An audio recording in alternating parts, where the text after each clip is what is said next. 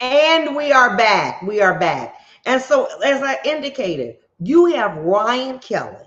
Here's somebody indicted with 4 misdemeanors leading a poll. Why? People want radical leadership.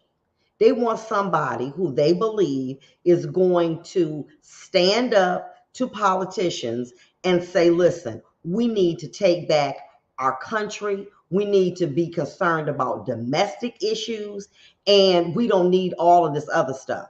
And what happens is, listen to me and follow along. This is important. When you are in a group, you Democrat, it's a trickle down effect. What do I mean? If the president's Democrat and you are a Democratic governor, they may think, well, look, all y'all into it together. I can't stand by it, so I'm not going to vote for Gretchen because y'all all Democrats. Now, she has not made one decision about what's going on in Ukraine, not one. But guess what? The sins of the father are the sins of the son. Is you got to be careful.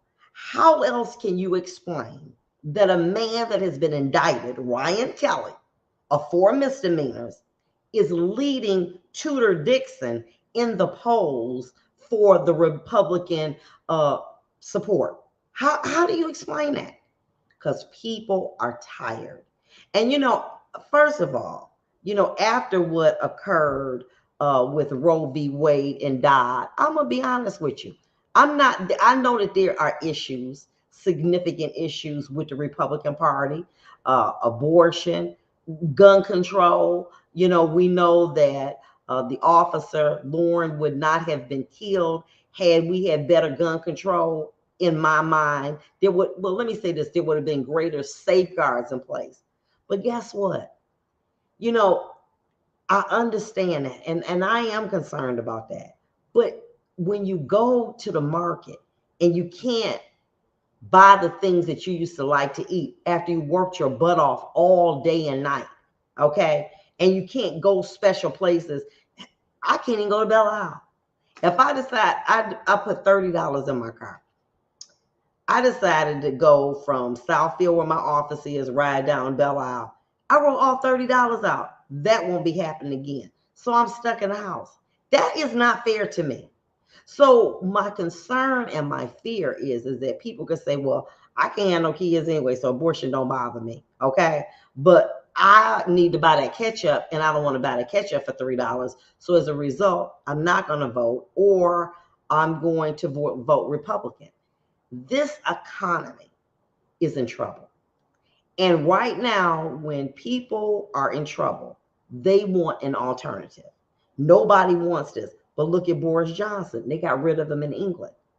And these are all the big people talking about, oh, get rid of, we're going to go over to Ukraine. And guess what? They don't have no job now. And I'm going to tell you something. When I saw that Ryan Kelly, who is indicted, okay, is leading the poll, that's scary to me. Now, do I think that he can overtake Gretchen? No, can't nobody overtake Big Gretchen, in my opinion. That's just my opinion. She's too strong of an advocate for women and for what's right. So I don't see him overtaking her. But do I see people potentially not supporting Biden? Yes, I do. Especially if there is a strong Republican person who is kind of, not extreme like Trump. I don't care. I'm not going to ever vote for him. I would not do that. However, if it was someone that had more moderate politics, I think that I would consider supporting somebody like that. I have never in my life voted Republican, but I'm honestly going to say, if we are not in a better situation, that may be something that I have to consider, because I'm just sick of this. Now, as you know, many of you do know, I was a former judge, retired. Okay. Now, let me say this to you. Okay. And we're going to deal with, dating and things, but with these judges. Look what happened. Went to the court and basically said, listen, I need a PPO. Oh, you're not alleging facts enough to show that these are danger to himself. She said, the man got mental illness. I'm afraid. Help me. I'm sorry. Did not do it. And guess what happened? Murder suicide. As a former judge, I would probably be like passed out. I should have done something.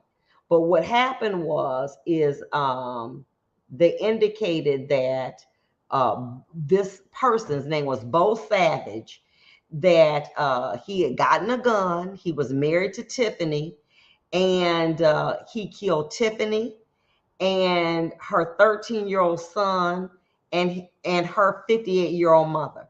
All died from gunshot wounds.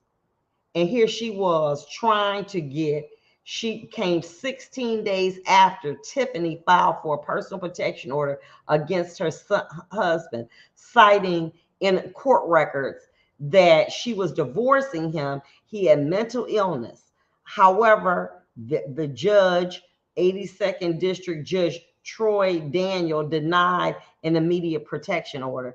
And guess what happened? 16 days later. Now, I'm not saying that the judge is to blame, okay? I'm saying this, two things. Number one, and I'm gonna deal with this, ladies, y'all gotta stop dating these crazy men, okay? Number one. Oh, he wanted to know where I was. I just go out on a date. I love you. You are so beautiful. I want to marry you. You do not know me well enough to be talking crazy like that, okay? Coming up at your house unannounced. I just couldn't. I thought about you all night. Or you get home, you got 15 missed calls. Okay? That's not cute. That's dangerous. And we have to start looking. Let me say this to you. From my exposure with people with mental illness, you know what you're dealing with. Okay? Now, I don't, all right, eccentric or what. You know when you're dealing with somebody with mental illness. But you want to look the other way. What's up, Jay? That's my boy. He out here in them streets. But we want to look the other way. Why? Because you know what? Girl, they got that good. Here are men who are fathering children, killing them and the baby. Baby, let me tell you something. I don't want to know what no sex feel like that. I might be missing out, and I'm all right with that. But let me say this to you. You got to watch people, and this just don't go for the men. It's for the women, too. Hear that woman put the baby in the freezer. Now, what man going to lay up with her, going to not know that she crazy, and then you going to put a baby up in and then walk away? You know, listen, if it look like a duck, quack like a duck, it's a duck. You got to stop thinking, oh, they got that good sex. That's all of this is predicated on, and you being lonely, that you're getting in relationships with people who are mentally ill. Because, see, you can only hide that so long. But what it does is it comes out, and you look up and you talk, and, you know, they may be super attractive. And then you look up, you got 15 missed calls, and you've known them for 2 or 3 days. That is dangerous. Or, you know, you go out on a date with them, and they tell you, I can't live without you. I love you. You don't even know me. How you gonna tell me you love me and you know me 2 or 3 days? What? But as a woman, that's flattering. Oh, he don't listen. He don't want me going with no. You know what I'm saying? You gotta be careful. That is not love. That's not love. When a person, their behavior is stalked, that is not love. That's crazy. And you got to watch that. Oh, nah, he just, he would never hurt me. Huh?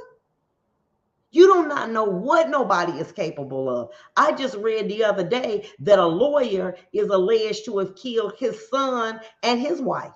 Okay, you don't know what nobody is capable of.